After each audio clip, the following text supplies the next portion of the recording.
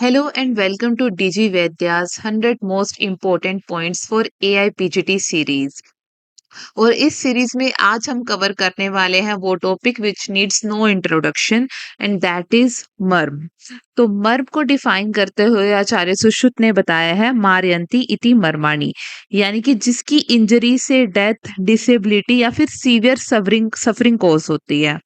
Anatomically अगर इसको describe करें, जहां पर सभी वाइटल स्ट्रक्चर्स की कन्वर्जेंस हो जाएगी, यानी कि अस्थि, सिरा, स्नायु, संधि की कन्वर्जेंस, यानी कि एक पॉइंट पर जहां पाए जाएंगे उसी को ही हम मरम बोलते हैं।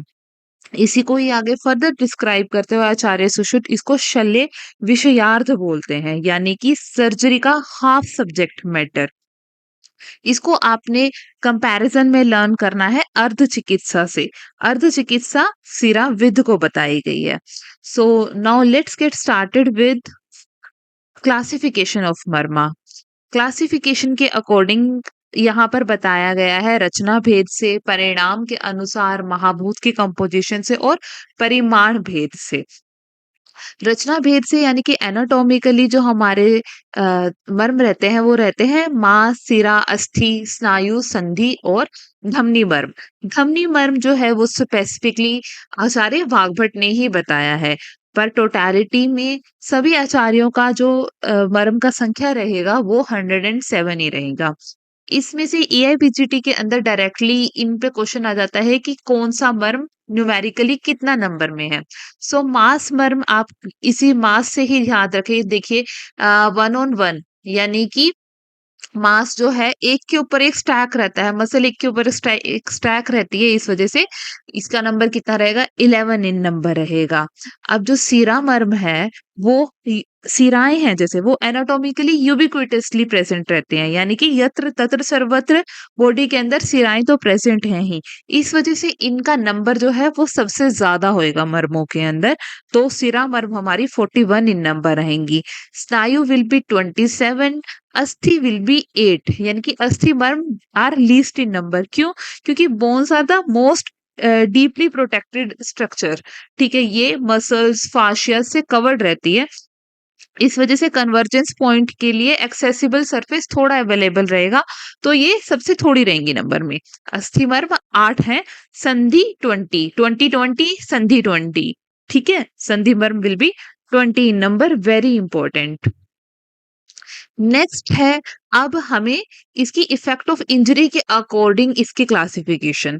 सद्य प्राण हर मर्म, कालांतर प्राण हर मर्म, वैकल्यकर मर्म, विशल्यकर मर्म और रुजाकर मर्म। देखिए सद्य प्राण हर मर्म क्या रहते हैं, जिसमें इरिवर्सिबल सिस्टेमिक कोलैप्स हो जाएगा, इमीडिएटली डेथ होगी, that will be 19 in number. क्यों हो सकता है? किसी मैसिव हेमरेज के कारण, कोई वाइटल न्यूरोलॉजिकल स्ट्रक्चर हो गया उस पर इंजरी के कारण, या फिर सेरेब्रल इडिमा के कारण इंस्टेंटली डेथ हो सकती है।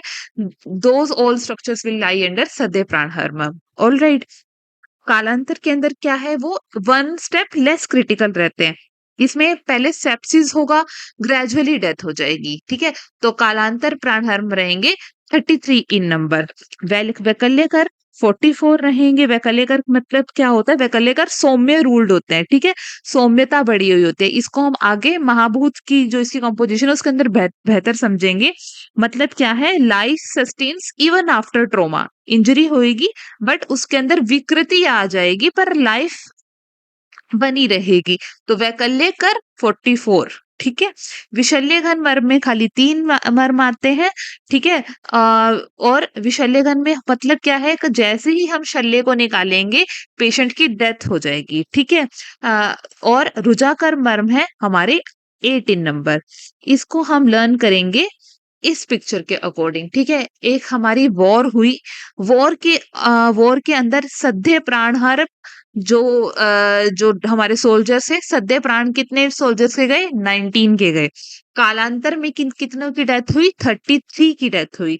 विशल्य घन जो है वो 3 थे, वैकल्यकर 44 थे और उजाकर में 8 आए। ठीक है, इस पिक्चर को याद रखेंगे, इस पिक्चर को आप 1-2 बार देखेंगे, आप ये नंबर कभी नहीं भूलेंगे। All right. अब हम डिस्कस करेंगे इनकी महाभौतिक कंपोजिशन। ठीक है, अब देखिए सद्य प्राण हर मर्म जो है वो आग्नेय रहते हैं और इसमें 7 दिन के अंदर मृत्यु हो जाती है। अगर बॉडी की अग्नि के ऊपर इंजरी होएगी, जैसे ही बॉडी की अग्नि खत्म होएगी, वैसे ही पर्सन की डेथ हो जाएगी, ठीक है? तो सद्य प्राण हर मर्म जो है वो ऑब्वियसली कैसे रहेंगे? आग्नेय रहेंगे। जैसे ही बॉडी की भूताग्नि खत्म होएगी, वैसे ही डेथ हो जाएगी, ठीक है? तो सद्य प्राण हर्म विल बी आग्नेय। कालांतर प्राण हर्म सौम्य भी रहते हैं और आग्नेय भी रहते हैं, ठीक है? पहले सेप्सिस होगा, फिर ग्रेजुअली डेथ होगी, ठीक है?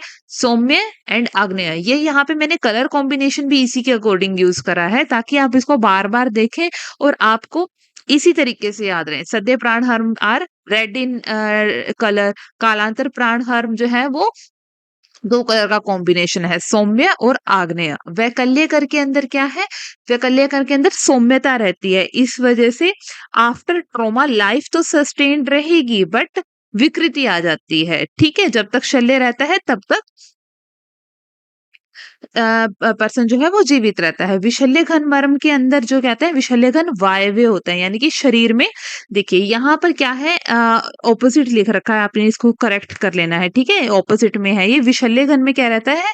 जब तक शल्य रहता है तब तक पर्सन जीवित रहता है, और वैकल्य करके अंदर स्थायी विकलता आ जाती है। ऑलराइट, रुजा कर्म कैसे है? वो वायव्य भी है और आग्नेय भी है, ठीक है? इसमें तीव्र वेदना रहती है, ठीक है? वायु जो है जहां पर भी होगा वहां पर तीव्र वेदना जो है वो अपने को देखने के लिए मिलेगी ही।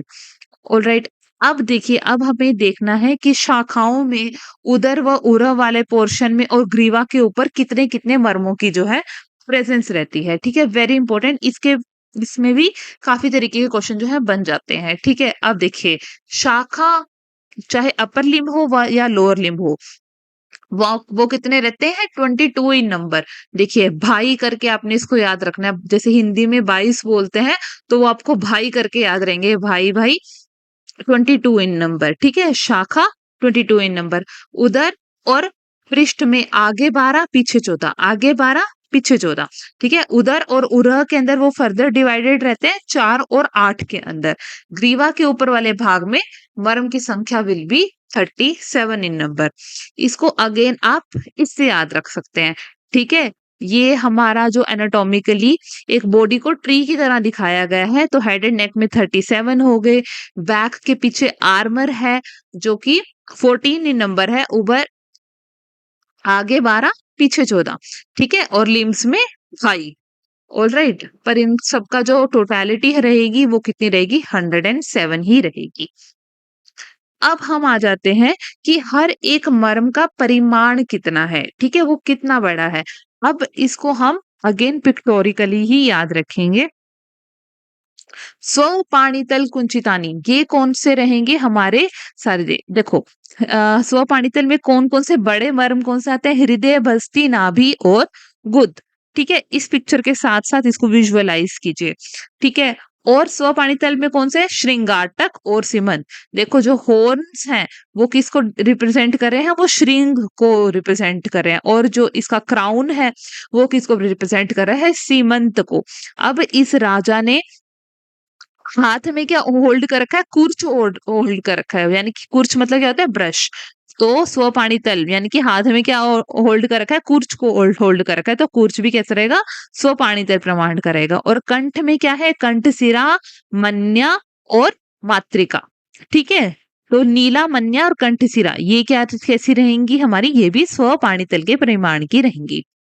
3 अंगुल मर्म के अंदर कौन से मर्म आ जाते हैं? जो भी जॉइंट हिंज जॉइंट है हमारे, यानी कि जानु और कर्पूर, ठीक है? कर्पूर्स की जानु का ट्रायंगल, ठीक है? लव ट्रायंगल है ये कर्पूर्स का। क्या क्या है इसके अंदर? जानु कर्पूर जो है वो 3 अंगुल परिमाण के रहेंगे। नेक्स्ट है 2 अंगुल मर्म में हमारे पास आते हैं मणिबंध और गुल्फ, ठीक है? रिस्ट वाली जो है हमारी मणिबंध, और नीचे एंकल पर गुल्फ वाला, ठीक है? इसको आपने पिक्टोरिकली याद रखना है। नेक्स्ट है एक अंगुल मर्म। अब एक अंगुल मर्म को आपने देखो कैसे करना है। जो उर्वी मर्म है वो थाइज में प्रेजेंट रहता है, ठीक है? ग्रोइन रीजन के अंदर रहेगा विटप मर्म। ऑलराइट, फिर कक्षधर यानी कि हमारा एक्सिलरी पोर्शन के अंदर कौन सा मर्म रहेगा? ये कक्षधर रहेगा। स्तन मूलों के अंदर जो रहते हैं मर्म वो भी उनका परिमाण भी 1 अंगुल का रहता है। पार्श्व संधि और कुर्चशीर सभी कितने के प्रमाण के हैं? 1 अंगुल प्रमाण के हैं। कुर्चशीर यानी कि कुर्च अगर हमारा बेस में है, कुर्चशीर जो है वो उससे उसकी शाखाओं में लाई करेगा। ऑलराइट, तो कुर्चशीर मर्म भी हमारा 1 अंगुल परिमाण का है। ठीक है।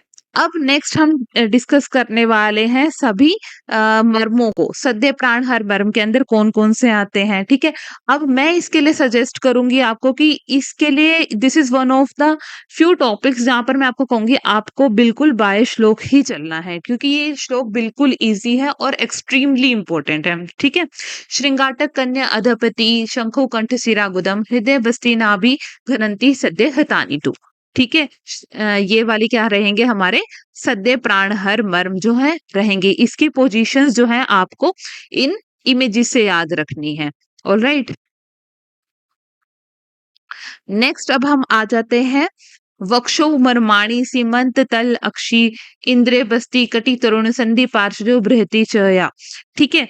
अब इसके अंदर आपने याद रखना है हमारे पास कालांतर प्राणहर मर्म कोड। ठीक है? वक्ष में हमारे जो मर्म रहेंगे वो कौन से रहेंगे? 8 मर्म रहेंगे। दोस्तन, मूल दोस्तन, रोहित, अपस्तंभ और अपलाप। ऑलराइट? सीमंत, पंच सीमंत। ठीक है? कि सीमंतों की संख्या भी कई बार पूछ ली जाती है, ठीक है? सीमंत जो होते हैं 5 इन नंबर रहते हैं। तल हृदय इंद्रबस्ती शिप्र विल बी 4 इन नंबर। कटी तरुण नितंब पार्श्व संधि और प्रहती विल बी 2 इन नंबर। ठीक है? इसको आपने इस पिक्चर को साथ सामने रख के आपने इसको रिवाइज करना है। ये एकदम आपको अच्छे से रिवाइज हो जाएगा और मर्म विधि के लक्षण भी इसी के अकॉर्डिंग जब आप करेंगे, इन पिक्चर्स के साथ में करेंगे जो कि हम नेक्स्ट वीडियो में कवर करने वाले हैं, तो कभी नहीं भूलते हैं। नेक्स्ट है हमारे पास विशल्य घन मर्म। ठीक है? ये तो सबसे इजी है। उत्क्षेप स्थपनी च विशल्य घनानी। ठीक है? इसी के बारे में 95% यही क्वेश्चन पूछा जाता है कि हमारे विशल्य घन मर्म कौन से हैं। ठीक है? Very easy. उत्क्षेप और स्थपनी। अब हम नेक्स्ट आ जाते हैं वैकल्य कर्म मर्म पे। ठीक है? अभी मैंने कैसे कर रखा था, मैंने सभी श्लोक लर्न कर रखे थे एक्सेप्ट दिस वैकल्य कर्म मर्म। ठीक है? 44 इन नंबर है, इनको लर्न करने की बजाय बाकी सारे आप लर्न करें और फिर आप इजीली कॉमन सेंस से आंसर कर सकते हैं। ऑलराइट? अब रुजाकर पर्म सिर्फ 8 मर्म है, इनका श्लोक आपको लर्न कर लेना है। गुल्फौ दो मणिबंधौ दो द्वे द्वे कुर्च शिरांसि च। ठीक है? Very easy. मणिबंध दो, गुल्फ दो और कुर्चशीर 4 in number. So that's it for today's video. If you like this video, please consider giving it a thumbs up and I'll see you in the next one.